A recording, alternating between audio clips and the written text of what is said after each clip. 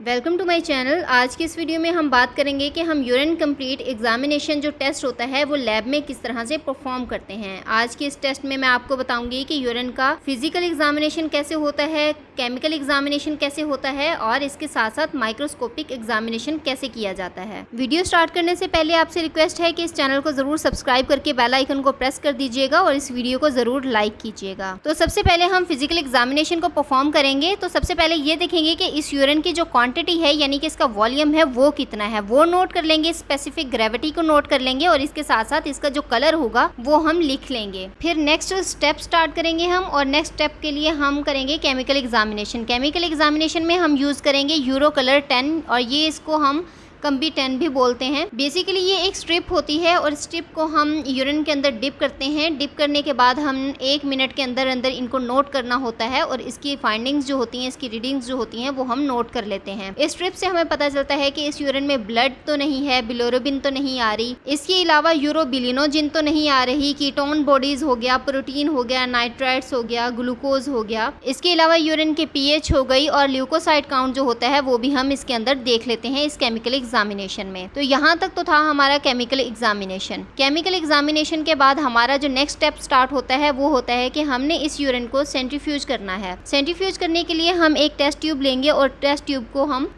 Fill कर लेंगे। Almost इस टेस्ट ट्यूब में हम 4 ml यूरिन जो है वो इसमें पोर कर देंगे। ऑलमोस्ट 4 ml यूरिन डालने के बाद हम इसको लेबल कर देंगे पेशेंट आईडी के साथ, ताकि हमें पता हो कि हम किस पेशेंट का जो यूरिन एनालिसिस है वो परफॉर्म कर रहे हैं। इसके बाद हम इसको सेंट्रीफ्यूज करेंगे। सेंट्रीफ्यूज करने के लिए लाजमी है कि हमने इसको बैलेंस करना है। बैलेंस करने के लिए हम एक और टेस्ट ट्यूब लेंगे और उसमें सिंपल जो वाटर है वो हम इसमें ऐड कर लेंगे, उतना ही जितना हमने दूसरी टेस्ट ट्यूब में यूरिन लिया है। जैसे कि आप देख सकते हैं अब कि यहाँ पर हमारे पास जो वाटर और यूरिन की क्वांटिटी है वो सेम है, तो हम इसको सेंट्रीफ्यूज कर लेंगे। सेंट्रीफ्यूज करने के लिए हम इसको अपोजिट डायरेक्शन में दोनों को रखेंगे। दोनों टेस्ट ट्यूब को अपोजिट डायरेक्शन में रखने के बाद हम सेंट्रीफ्यूज को ऑन कर देंगे और इसको हम 4000 आरपीएम पर 5 मिनट के लिए इसको स्पिन होने के लिए छोड़ देंगे। तो तकरीबन 5 मिनट बाद हमारे पास यहाँ पर सेंट्रीफ्यूज हो चुका है यूरिन। इसको हम सेंट्रीफ्यूज मशीन को हम बंद करेंगे और इसको बंद करने के बाद हम इस यूरिन को निकाल लेंगे। अब हमारे पास जो इस यूरिन का सुपरनेटेंट होगा वो हम डिस्कार्ड कर देंगे। डिस्कार्ड करने के बाद हमारे पास यहाँ पर जो पैलेट बचता है या जिसको हम डिपॉजिट भी बोलते हैं, तो इसके साथ हम स्लाइड बनाएंगे, स्लाइड प्रिपेयर करेंगे। और स्लाइड प्रिपेयर किसके लिए करेंगे? माइक्रोस्कोपिक एग्जामिनेशन के लिए। तो ये प्रोसीजर जो हो रहा है ये अब माइक्रोस्कोपिक एग्जामिनेशन के लिए हो रहा है। हम टेस्ट ट्यूब में पड़े पैलेट को मिक्स करेंगे और उसके बाद हम इसको स्लाइड के ऊपर एक ड्रॉप डाल देंगे और फिर उसको कवर स्लिप से कवर कर देंगे। अब हम इसको अपने माइक्रोस्कोप में देखेंगे। माइक्रोस्कोप में देखने के लिए सबसे पहले हमने जो हमारी स्लाइड है हमने इसको स्टेज के ऊपर रखना है और स्टेज को सेट करना है। स्टेज को सेट करने के बाद हम अपनी माइक्रोस्कोप को ऑन करेंगे। माइक्रोस्कोप को ऑन करने के बाद हम अपनी स्लाइड को फोकस करेंगे 10x पर। सबसे पहले हमने इसको 10x पर या फिर 4x पर हमने इसको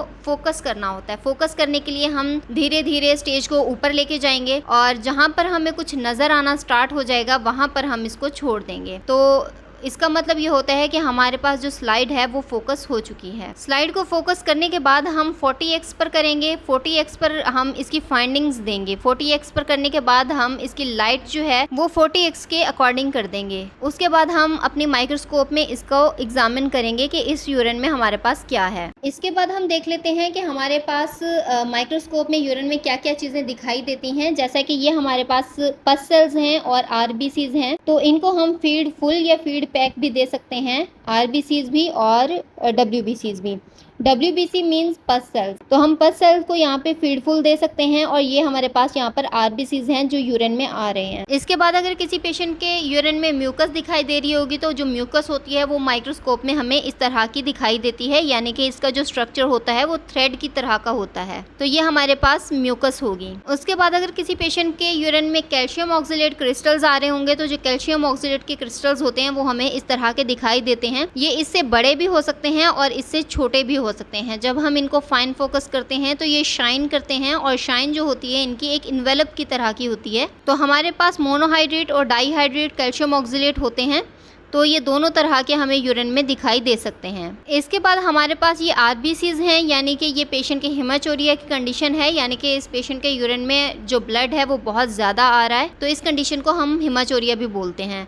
तो जो आरबीसीज होते हैं वो यूरिन में हमें इस तरह के दिखाई देते हैं। तो जब हम इनको फाइन फोकस करते हैं तो ये इनका एक रिंग बनता है और रिंग से हमें ये पता चलता है कि ये आरबीसीज हैं। और जो डब्ल्यूबीसीज होते हैं उनके अंदर ग्रैन्यूल्स होते हैं और वो शाइन नहीं करते। इसके बाद अगर किसी पेशेंट के यूरिन में यीस्ट आ रही है, यानी कि यीस्ट सेल्स आ रहे हैं, तो वो इस तरह के हमें दिखाई देते हैं, यानी कि ये सेल्स जो होते हैं इनकी बडिंग होती है। तो ये बड जो होती है वो एक भी हो सकती है और एक से ज्यादा भी हो सकती है। तो ये हमारे पास यूरिन में बड्स बनी हुए जो सेल्स होते हैं इनको हम यीस्ट सेल्स बोलते हैं। तो ये बेसिकली एक फंगल इन्फेक्शन होता है जो पेशेंट को अगर हो जाए तो उसके पेशेंट के यूरिन में ये यीस्ट सेल्स जो होते हैं वो प्रोड्यूस होना शुरू हो जाते हैं और वो हमें माइक्रोस्कोप में इस तरह के दिखाई देते हैं। इस सब के अलावा पेशेंट के यूरिन में हमें कास्ट देखने को भी मिल सकती है। कास्ट जो होती है वो ग्रैनुलर भी हो सकती है, डब्ल्यूबीसी कास्ट भी हो सकती है, आरबीसी कास्ट भी हो सकती है, एपिथेलियल सेल्स कास्ट भी हो सकती है। तो यहाँ पर जो हम देख रहे हैं वो है ग्रैनुलर कास्ट। तो जो पेशेंट के अंदर ग्रैनुलर कास्ट होगी वो हमें इस तरह की दिखाई देगी। इसके अलावा अगर आप यूरिन में 14 टाइप के क्रिस्टल्स के बारे में जानना चाहते हैं